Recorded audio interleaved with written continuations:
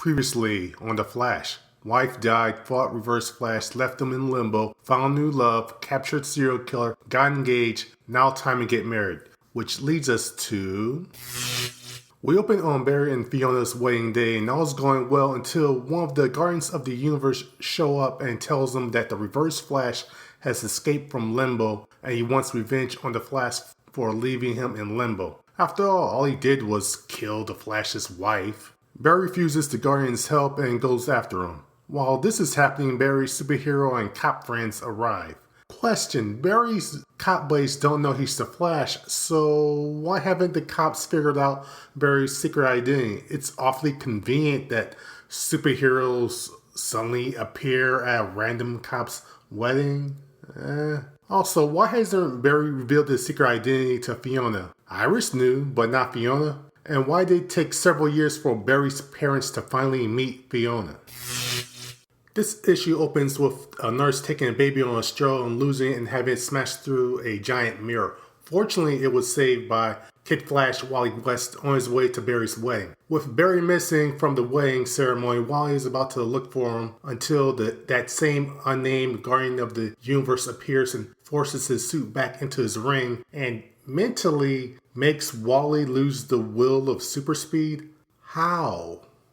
Meanwhile, Barry's finally caught up with the Reverse Flash, and while he's chasing him, the Reverse Flash is pontificating on how it's all Barry's fault about him being imprisoned in limbo for 4 years. You just killed his wife.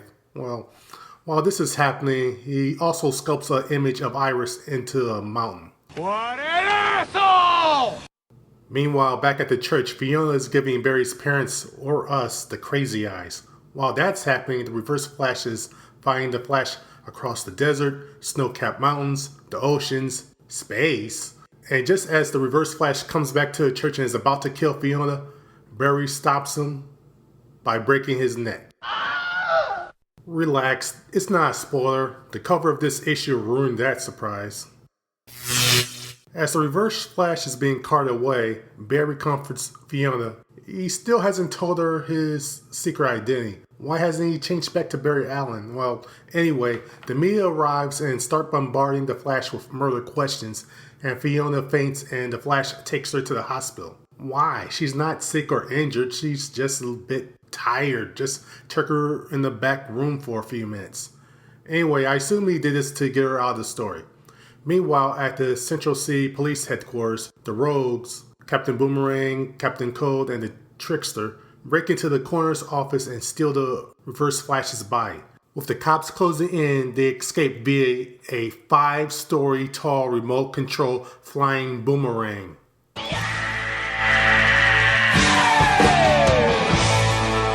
Meanwhile, the Flash halts a rampaging elephant, catches a biker falling off a cliff, and prevents a fighter jet from crashing. By the way, how's Fiona doing?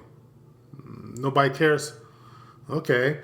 While he's doing that, the Rogues hold a wake for the Reverse Flash. No one really liked them. Heck, they don't even like each other. But there is a bit of a professional respect they have for each other, which they display by saying some words and then promptly blowing up the casket while he's still inside it. Now, while all this is happening, a drugged out Fiona is asleep in her hospital room. Barry super speeds over and, without anyone noticing him, wakes her up and chats a bit, and then he super speeds away before anyone notices. When she tells the staff that he visited her, they insist that no one did and they think she's gone crazy. She isn't crazy yet.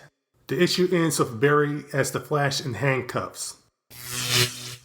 The issue begins with Barry being charged and then he gets his mug shot taken. Question: why does he still have his uniform and mask on? Why isn't he being fingerprinted? I know he's friendly with the police, but this is an inappropriate operating procedure. Also, do they really think that the handcuffs are really going to be able to restrain him?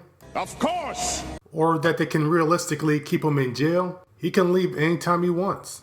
Now, while all this is happening, the doctors are diagnosing Fiona for schizophrenic delusion. Keep in mind she's not crazy yet.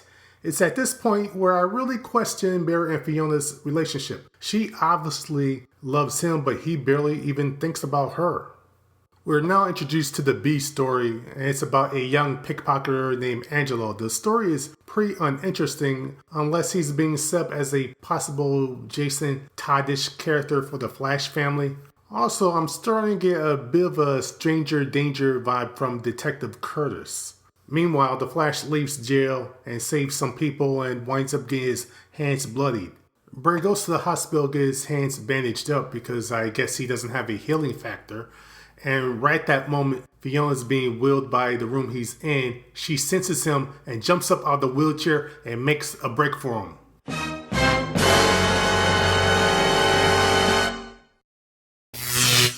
Has Fiona figured out Barry's secret identity?